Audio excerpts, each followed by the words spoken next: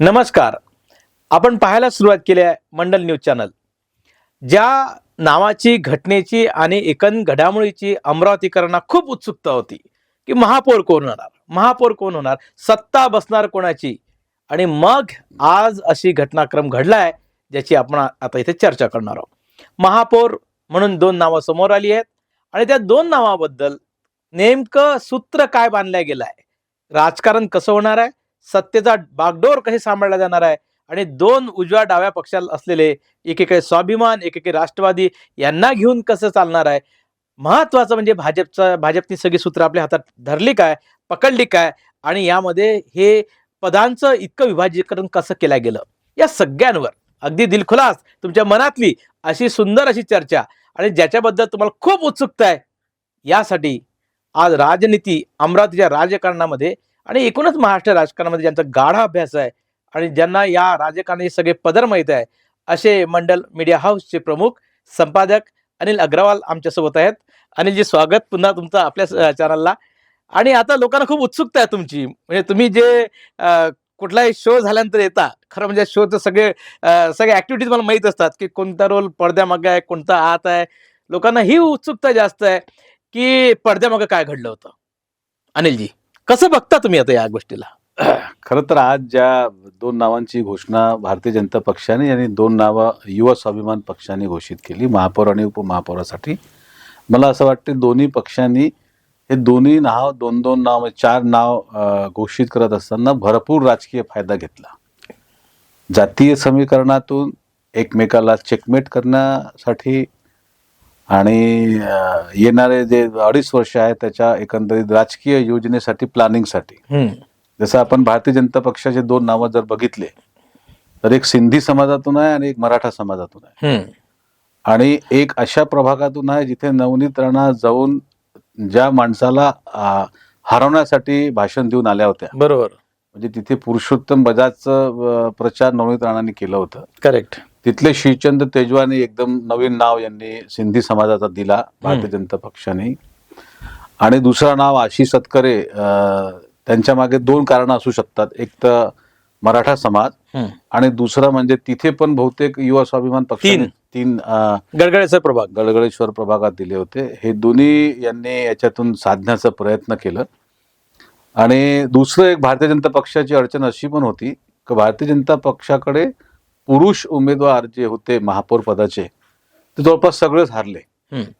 चेतन पवार, सुनील काळे, तुषार भारतीय आणि विवेक कलोती महत्वाचे लोक होते. आणि प्रशांत देशपांडेंना त्यांनी तिकीटच नाही दिली होती, विषय संपला होता. म्हणून ते पाचही नाव गळाल्यामुळे भारतीय जनता पक्षासमोर खूप मोठं पेच होतं कोणाला द्यावं. आणि जेव्हापासून अमरावतीचं महापौर पदाचं आरक्षण हा सर्वसाधारण निघालं तेव्हापासून एक चर्चा सुरू होती की महिला का पुरुष. पण हा जो हाऊस आहे यंदाचा 87 नगरसेवकांचा, याची जर आपण एकंदरीत क्रोनॉलॉजी पाहिली तर भारतीय जनता पक्षाकडे फक्त 25 नगरसेवक आहेत. म्हणजे भारतीय जनता पक्षाकडे आपण जर प्रतिशत मध्ये, पर्सेंटेज मध्ये पाहिलं तर 30% ही नगरसेवक त्या हाऊस मध्ये नाही आहे. आणि 70% नगरसेवक भारतीय जनता पक्षाच्या मित्र पक्षाचे किंवा विरोधी पक्षाचे आहे. बिलकुल. आणि तो हाऊस त्यांना आता 5 वर्ष चालवायचा आहे. त्याच्यामुळे भारतीय जनता पक्षाने आतमधून ठरवलं होतं की यंदा महिला नको, पुरुषालाच आपल्याला द्यायचं आहे.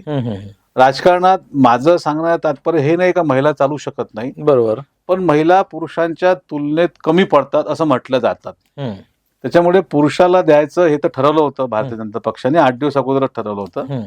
आणि काल जेव्हा एक कोर कमिटीची बैठक त्यांनी नागपूरला घेतली, बैठक काय एक एक सदस्याला बोलवून त्यांनी कोर कमिटीच्या सदस्यांकडनं विचारून घेतलं का तुम्हाला कोणतं नाव चालते. प्रत्येक सदस्यांनी एकट्यात जाऊन समोर त्यांचं सांगितलं का कोणतं नाव त्यांना चालतो महापौर पदासाठी. बरोबर.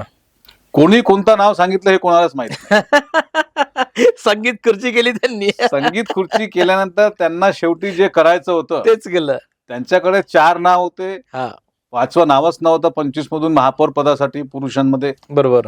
ते 4ही नाव सगळ्यांनी मिळून फिरवले आणि त्याच्यातून त्यांनी 2 बरोबर साधले. बरोबर. मिलिंद बांबल हे बहुतेक बाहेर पक्षातून आले होते, त्याच्यामुळे त्यांना द्यायचं नव्हतं. हिवसेनना त्यांना ते पद द्यायचं नव्हतं. त्यांची चर्चा खूप झाली होती. चर्चा खूप झाली होती. पण त्यांची जी निवडणुकीच्या अगोदर आणि निवडणुकीच्या दरम्यान जी किरकिरी झाली भारतीय जनता पक्षाची, हा त्याच्यामुळे त्यांना भारतीय जनता पक्षाचा प्युअर चेहरा द्यायचा होता. खालीच हम्म, पक्षाचा एक जो चेहरा आपण म्हणतो. बरोबर बरोबर. श्रीचंद तेजवानी हे दुसऱ्यांदा निवडून आले. हा आशिष अतकरे हे पण दुसऱ्यांदा बहुतेक निवडून आले हा आणि मराठा समाजाचा चेहरा आहे. हा आणि ह्या नावांची चर्चा होती. या व्यतिरिक्त आणखीन 2 नाव होते, एक ऋषिकेश देशमुख आणि मिलिंद बांबल. बरोबर. पण भाजपची एक स्टाईल झालेली आहे, हम्म. जो नाव सगळ्यात जास्त चर्चेत असते तो वेळेवर ते बरोबर काढणार ते. गाडतात त्याला हा. बरोबर. ऋषिकेश देशमुखची जितकी नावाची चर्चा होती बरोबर त्याला व्यवस्थितपणे त्यांनी गाडलं. बिलकुल. आणि 2 जे नवीन नाव आले त्याच्यात आणि जे काही नावं सोडून तर देत नाही हे, की जे काढायचे आहेत त्यांना पुढे न्यायचंच नाही आहे, सोडून द्यायचे पहिले किंवा हे चर्चा करा तुम्ही, असं काही प्लॅन असू शकतो का? ते सोडत नाही, प्रत्येकाला ऍक्टिव्ह करतात. ऍक्टिव्ह करतात. जे जे नाव आहेत ते प्रत्येकाला ऍक्टिव्ह करते. ती यंत्रणा भारतीय जनता पक्षाची खूप सुंदर आहे. हा आणि तुम्हाला आठवण असेल, मी हे निवडणुकीच्या अगोदरही सांगितलं होतं, निवडणुकीच्या दरम्यानही सांगितलं होतं, बरोबर. मतदान झाल्यावर मतगणनेच्या अगोदरही सांगितलं होतं हा आणि मतगणना पूर्ण झाल्यानंतरही मी सांगितलं होतं की सरकार तिन्ही पक्षाचं बसेल. बिलकुल. भारतीय जनता पक्ष, युवा स्वाभिमान आणि राष्ट्रवादी काँग्रेस पक्ष, बरोबर. या तिघांचं बरोबर सरकार बसलं. आणि खोडके सांगत होते का मी वरिष्ठांच्या आदेशानंतर किंवा वरिष्ठांच्या आदेशांचं पालन करूनच मी निर्णय घेईल. हो. आता दुर्दैवानं अजित पवारांचं ची दुर्घटना झाली, ते त्यांचं निधन झालं. दुःखद निधन झालं. त्याच्यानंतर त्यांना आदेश देण्यासाठी कोणी नव्हतं, त्यांनी स्वतःच निर्णय घेतला. आज अशा बातम्या आल्या का संजय कुटे त्यांच्या घरी गेले सकाळी, त्यांनी मुख्यमंत्र्यांसोबत खोडकेंचं बोलणं करून दिलं. आणि त्यानंतर सुलभाताईंनी पण मीडियाला बाईट देत असताना हेच सांगितलं, मुख्यमंत्र्यांची बोलणं झाल्यानंतर हे आम्ही इथे बसायचं निर्णय घेतला आणि त्या प्रकारे ते सत्तेत बसले. पण आता प्रश्न असा आहे की भाजप जो संख्या मुळात 28-30% नाही आहे आणि पूर्ण त्यांना 5 वर्ष काढायची आहेत आणि दोन्ही पक्ष एकमेकाच्या अक्षरशः पाण्यात पाहणारे पक्ष आहे आजूबाजूला असलेले. आता हे सत्तेचं विभाजन कसं करतील किंवा सत्ता वाटप कशी करतील, काय अंदाज आहे आपला? बघा, 2 पदासाठी तर आज घोषणा झाली, म्हणजे महापौर आणि उपमहापौर. युवा स्वाभिमानने घेतली दोन्ही उपमहापौर त्यांनी घेतले. बरोबर. आणि भाजपच्या पाठोपाठ त्यांनी पण एक हिंदी भाषी आणि एक मराठा चेहरा घेतला. हा हा भाजपनी पण एक हिंदी भाषी म्हणजे सिंधी समुदाय आणि एक मराठा चेहरा घेतला. बरोबर. आता एकच पद महत्वाचं शिल्लक राहते महानगरपालिकेत, तो म्हणजे स्थायी समिती सभापती पद.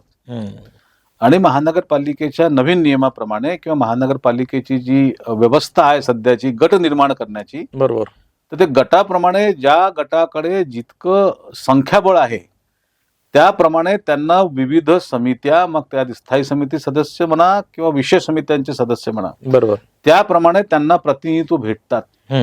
म्हणून तुम्हाला कोणासोबत गेले का नाही गेले का तरी तितका तुम्हाला वाटा भेटेलच. बरोबर.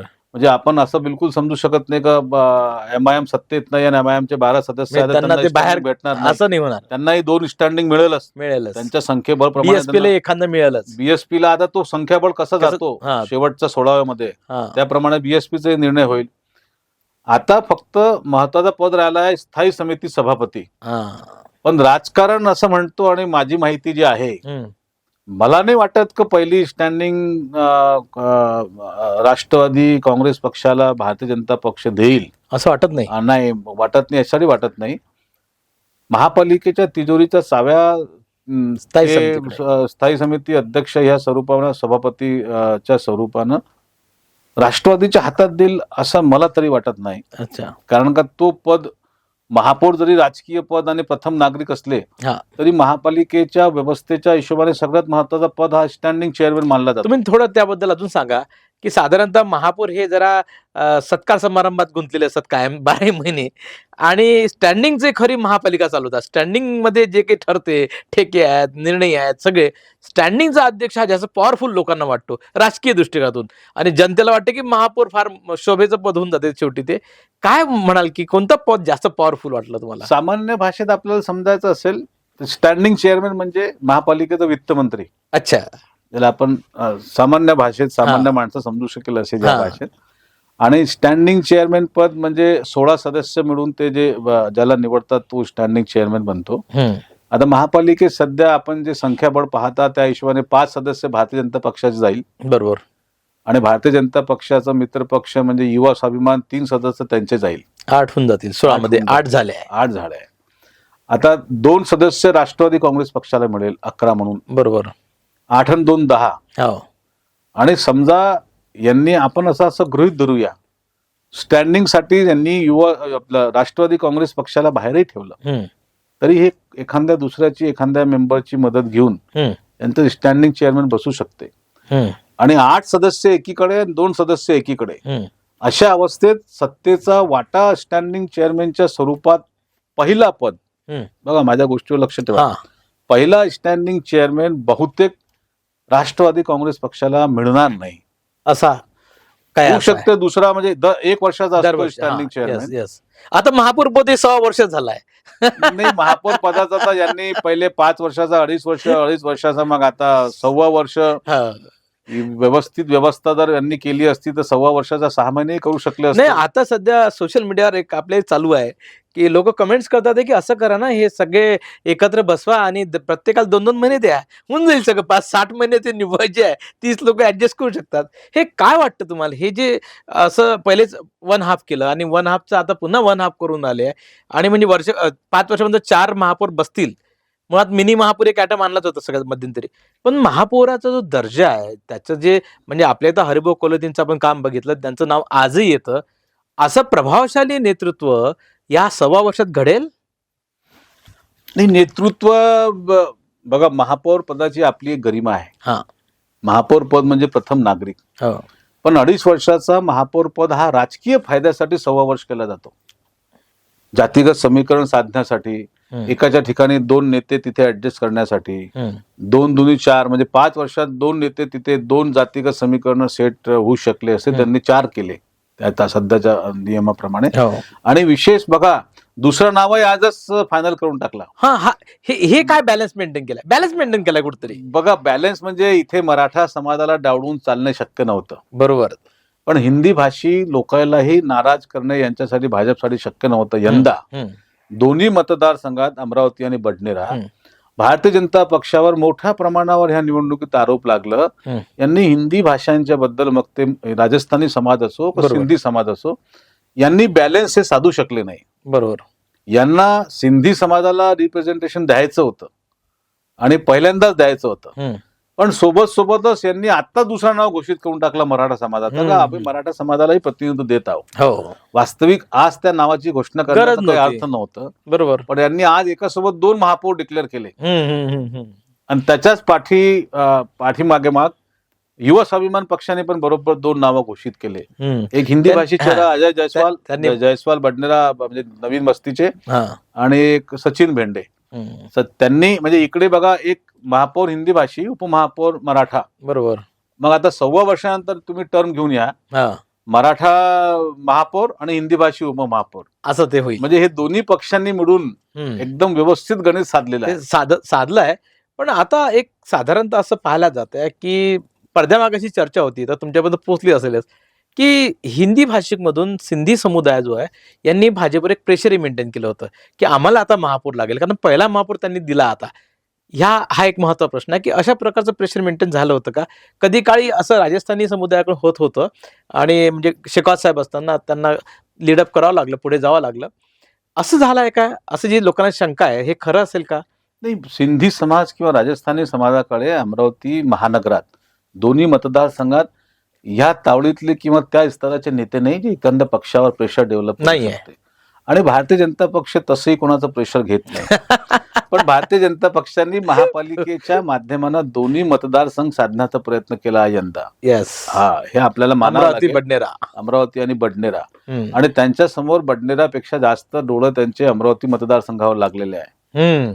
या मतदारसंघात त्यांना एक सिंधी द्यायचं होतं आणि एक हिंदी भाषी द्यायचं होतं. करेक्ट. त्यांच्यावर एक राजकीय मॉरल प्रेशर होतं, आपण ज्याला म्हणू, आपण राजकीय नैतिक दबाव होता. नैतिक दबाव होता, आणि त्याच्या अंतर्गत त्यांनी पहिला नाव बरोबर दिला. बरोबर. आणि त्यांच्यासमोर, मी तर असं म्हणेल आतापासूनच, त्यांच्यासमोर अमरावती मतदारसंघाचा डोळा लावूनच त्यांनी हे सगळे निर्णय घेतले असावे. असं काय ब्रेकिंग बातमी आहे खरं म्हणजे. म्हणजे मला लगेच तिकडे जायचं होतं की आता अजित दादा नाही आहेत, आणि सतत नॅशनल आणि स्टेटवर अशी चर्चा सुरू आहे की विलिनीकरण होणार होतं, आणि पवारसाहेब स्वतः मोठे सिने पवारसाहेब म्हणाले होते की, आणि त्याची चर्चा इतकी झपाट्याने सुरू आहे, परंतु सुनेत्राताईंचा जो रोल पाहता त्यांना असं काही करायचं नाही आहे, असं एकंदरीत पावलं दिसत आहे. आणि त्यांच्या म्हणजे अजितदादांच्या गटाचे सगळ्यात महत्त्वाचे विदर्भातले नेते म्हणू आपण, की संजयजी खोडके आहेत. या घटनेचा आता दादा नाही आहे आणि दादांचं मुळात भाजपवरही खूप मोठं प्रेशर होतं आणि त्यामुळे इथलंही गणित बनवताना दादाच्या वाट्याला खूप जास्त आलं असतं. या सगळ्यांचा परिणाम होईल अमरावतीवर? नाही, निश्चितपणे बघा, अमरावतीमध्ये आतापर्यंत जे नेते राहिलेले आमदार किंवा खासदार, त्यांना मुंबईच्या नेतृत्व स्वीकार करणे आवश्यकच राहिलं आणि ते करत राहिले. संजय खोडकेचे गॉडफादर उघडपणे पूर्ण खोडके परिवार म्हणत होते की त्यांचे गॉडफादर म्हणजे अजितदादा पवार. बरोबर. आता ते गेल्यानंतर संजय खोडकेंच्या एकंदरीत राजकीय परिस्थिती किंवा वातावरणावर निश्चितपणे फरक पडेल. आणि अजितदादा गेल्यानंतर आता त्यांच्या धर्मपत्नी सुनेत्रा पवार जरी उपमुख्यमंत्री झाल्या तरी त्यांना या पूर्ण राजकीय व्यवस्थेत सेट व्हासाठी काळ लागेल. बरोबर.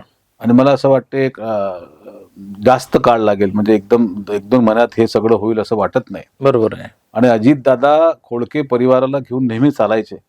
ज्या घरात एक आमदारकी होती त्या घरातही त्यांनी MLC दिली. याच्यावरनं त्यांचं प्रेम खोडके परिवारावर काय होतं ते आपल्याला जाणवलं मागच्या त्या काही वर्षात.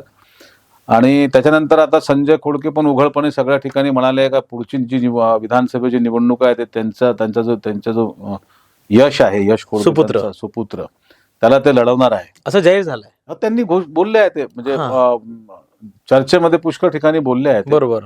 वैयक्तिक चर्चेमध्ये. आणि मी त्याच्याबद्दल एक आर्टिकल लिहिलं होतं जेव्हा संजू भाऊ MLC झाले होते त्यावेळेस. मी एक आर्टिकल लिहिलं, त्यावेळेस मी ती घोषणा केली होती, स्वतः माझं मत मांडलं होतं, पुढची निवडणूक यश खोडके लढवेल विधानसभेची. तर आतापासून त्यांना घेराबंदी करण्याची ही सगळी व्यूहरचना दिसत आहे भारतीय जनता पक्ष आणि राणाची. पण मी जे वारंवार म्हणत होतो मागील 3 महिन्यापासून, आपण हे अमरावती मंडललाही आपले मतं मांडले, आपली मातृभूमीलाही आपण आर्टिकल लिहिले, सत्ता तिन्ही पक्षाची बसेल हे जरी काही म्हणत असेल, राणा काही म्हणत असेल, आपल्या कार्यकर्त्यांना आपल्या राजकीय पक्षाला चालवण्यासाठी किंवा त्यांना एक संदेश देण्यासाठी किंवा आपली एक राजकीय जी आपण म्हणू आपण एक व्यूहरचना व्यवस्था पूर्ण सेट करण्यासाठी. आणि संजय खोडके तर संकेत देतच होते, वरचे नेते जे सांगेल ते मी करू आणि त्या हिशोबाने आपण निर्णय घेऊ. बरोबर. आता सत्ता बसली आहे. आजचं एक तुम्ही जर फोटो पाहिला असेल, आपण आपल्या ब्रेकिंग वरही काढला आहे. फॉर्म भरत असताना सुनील राणा आणि सुलभाताई खोडके हे आजूबाजूला उभे आहेत आणि दोन्ही खूप खुश आहेत. म्हणजे एक अनडिक्लेअर्ड कोल्ड पॅचअप तर झालेला आहे, आजपासून त्याची सुरुवात झालेली आहे. संजू भाऊ आणि रवी राणा हे किती यांनी म्हटलं का आम्ही एकमेकासोबत जाऊ नये, हे नाही ते नाही, पण हे यांनाही माहित आहे यांची दोर भाजपच्या हातात आहे. दबावगटही आहे सध्याच्या परिस्थितीमध्ये. आणि संजू भाऊच्या हातात तर फार काही शिल्लक राहिलं नव्हतं. आता एक पाहणं फार इंटरेस्टिंग राहील की ह्या पूर्ण ह्या सत्तेमध्ये शिवसेना शिंदे गट कुठे आहे? शिवसेना शिंदे गट आज कुठेही दिसलं नाही. नामांकन भरत महायुतीचा घटक आहे, महत्वाचा घटक आहे.